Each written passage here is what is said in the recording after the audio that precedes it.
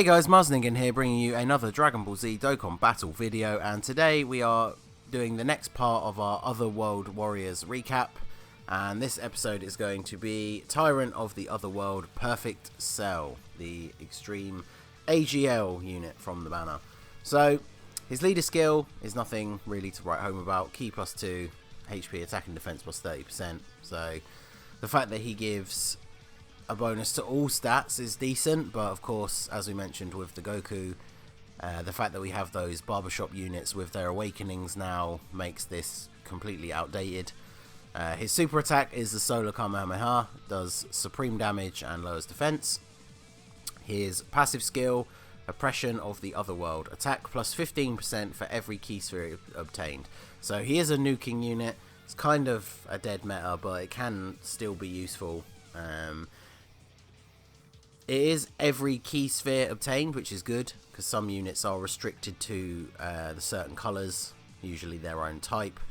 And bear in mind, of course, that it only gives him an attack boost. It's not an attack and defense boost like the tech cell, so you can't load him up on orbs and then tank with him.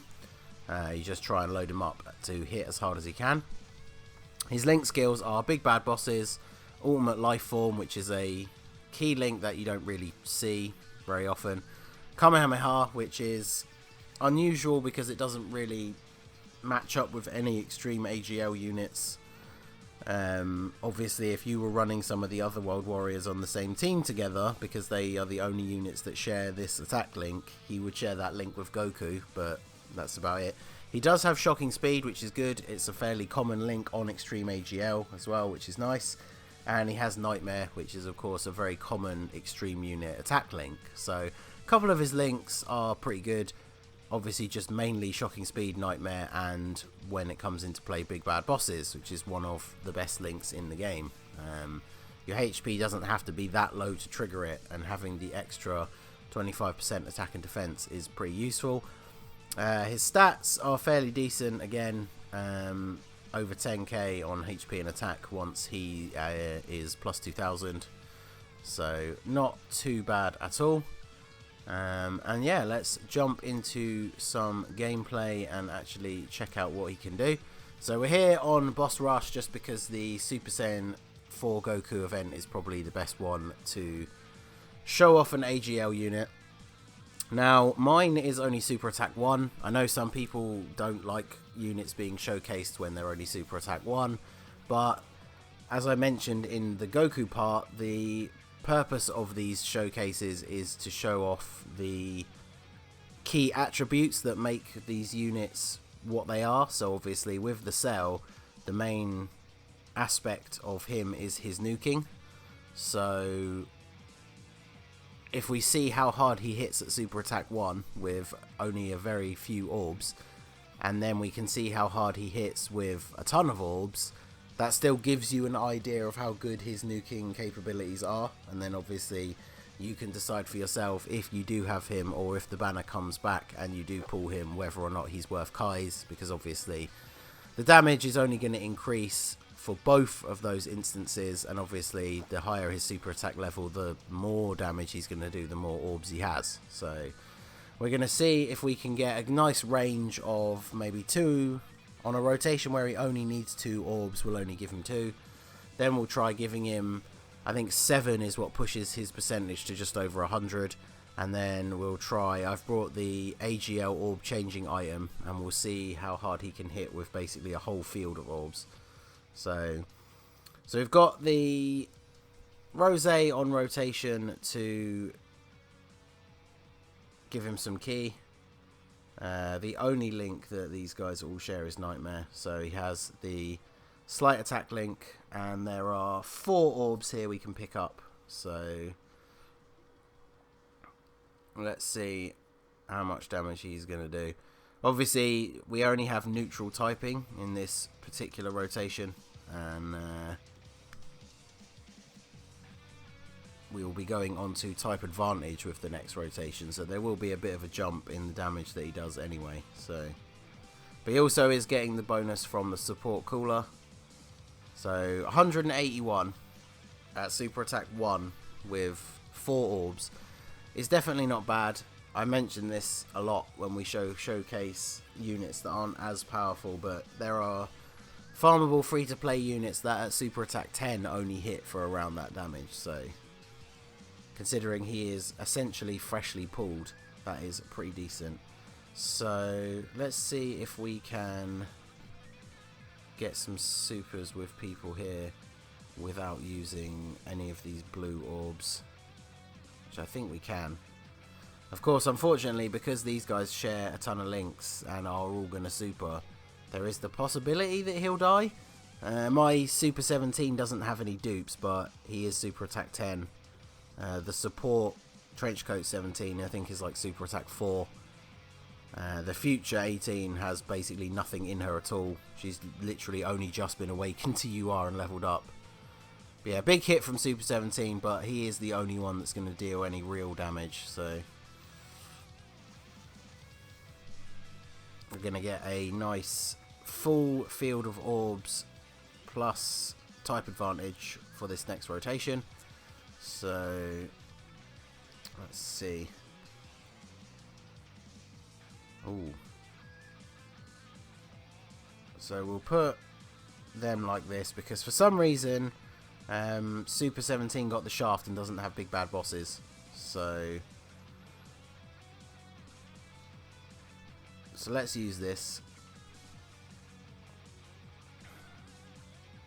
So look at that. That is a huge selection of orbs. 3, 4, 5, 6, 7, 8, 9, 10, 11, 12, 13. So 13 orbs.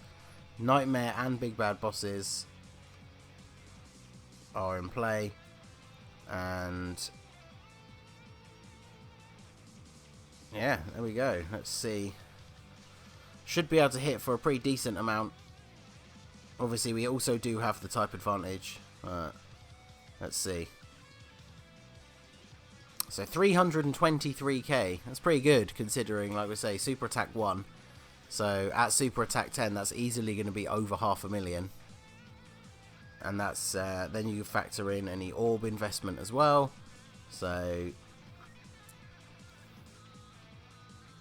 it is good that these units, you can tell they obviously did plan ahead somewhat, because these units all have features that make them fit well in their respective mono teams. Even though the cell does have the sort of dead links like Perfect Life Form, having big bad bosses, Nightmare and Shocking Speed are all very, very good links for him to have. I was going to say we'll try and do this rotation without supering with Super 17, but depends how that orange is going to drop down. No, okay. Well, Goku's got plenty of health. I'm sure we won't take him out instantly.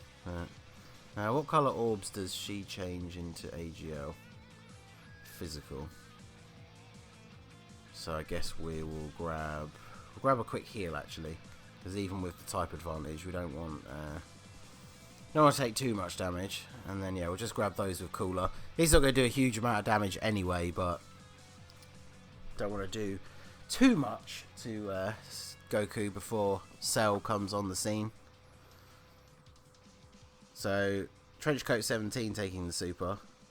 So on a normal run, leaving Super 17 in that first slot is what I would have done, which would have been a good idea, but we're not trying to complete the entire boss rush, so not a bad hit from Super 17. Super 17 is definitely one of the more underestimated 120 leads. Like, people talk about the ones that are considered bad. Super 17 is not bad in any way. One of the worst things about him is the fact that nobody ever runs him. Like, I really, really like my Extreme AGL team. My normal team is basically this, but instead of the Cell and the Android 18, I use LR Majin Vegeta and the LR Androids, and it is a ridiculously good team. I've been able to beat the Super Saiyan 3 Broly event with that team, despite the fact that they all have type disadvantage. So it's a very strong team. So we've got Big Bad Bosses and Nightmare active. There's no real point using the other item just to turn that one green at the top into a blue. So we've got 9 orbs this time. Big Bad Bosses is active once again, so we should probably be looking at around the 350 mark like we got last time.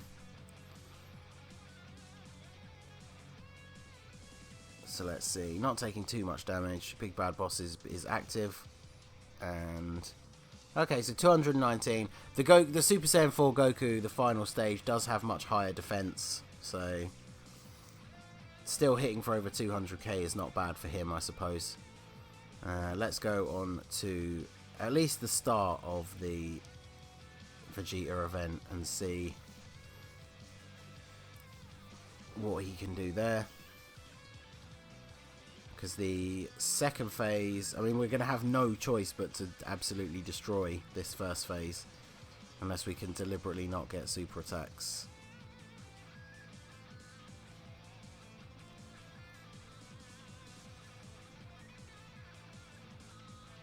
It's very possible that they'll still kill him.